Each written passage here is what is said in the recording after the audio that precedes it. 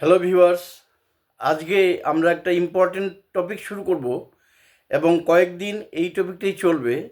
সেটা হচ্ছে verb pattern and word order. আমরা অলরেডি টেন্স শিখেছি এবং ভয়েসেরও একটা পার্ট শেখা হয়ে গেছে। এবং এগুলার সাহায্যে আমরা verb pattern and word order শিখব। এবং এটা একটা ইম্পর্টেন্ট জিনিস ইংলিশে। There are 25 patterns in English. All the sentences are belongs to this pattern. We have to know only 9 patterns. If we know 9 patterns, then we can write anything in English easily.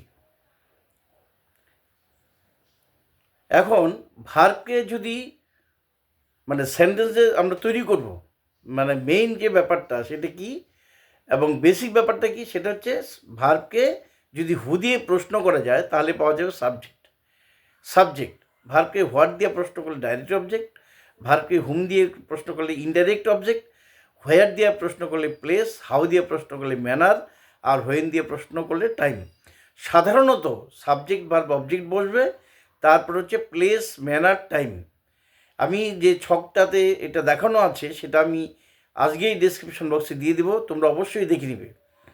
তো আজকে আমরা in brief 9টি pattern আলোচনা করব।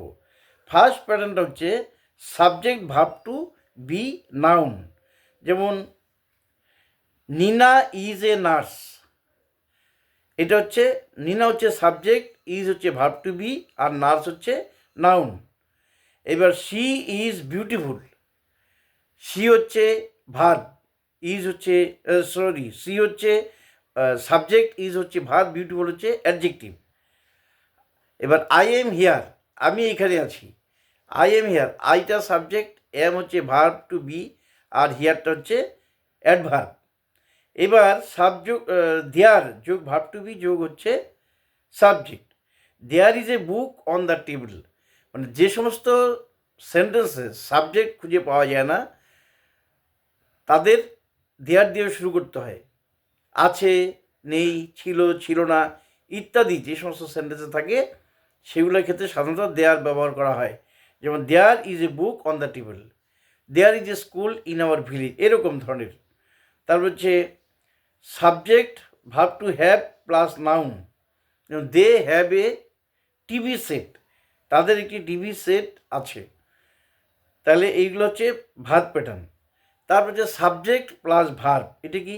The baby slips, শিশুটি ঘুমায়। The baby slip, শিশুটি ঘুমায়।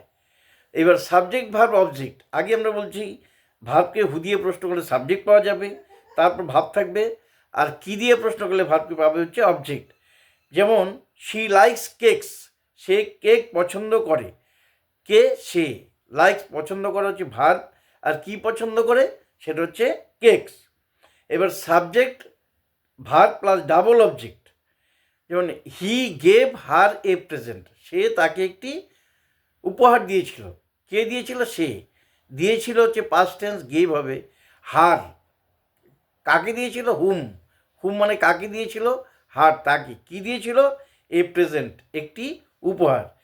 He gave her a present, সে তাকে একটি উপহার দিয়েছিল। এবার subject verb object plus V ING, verb যোগ ING. Subject verb object plus verb যোগ আইএনজি। যেমন উই স হিম প্লেয়িং, আমরা তাকে খেলতে দেখলাম। We saw him playing. The boys coming to us, এরকম। We saw the boys coming, আমরা দেখলাম ছেলেগুলো আসছে। We saw him playing. We স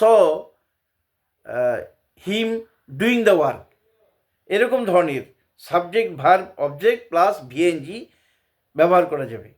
আরেকটা প্যাটার্ন হচ্ছে subject plus verb plus object plus to verb, to যোগ ভার্ব। যেমন আই টোল্ড হার, আমি তাকে বলেছিলাম। আই টোল্ড হার, কে বলেছিল? আমি। কাকে বলেছিল? হার। কি? টু গো, যেতে, হোম। যেতে, করতে, খেতে, যাওয়ার জন্য, খাওয়ার জন্য ইত্যাদি বাংলা থেকে ইংরেজি করতে গেলে টু যোগ ভার্বের প্রেজেন্ট ফর্ম ব্যবহার করা হয় এবং এটিকে বলা হয় ইনফিনিটিভ।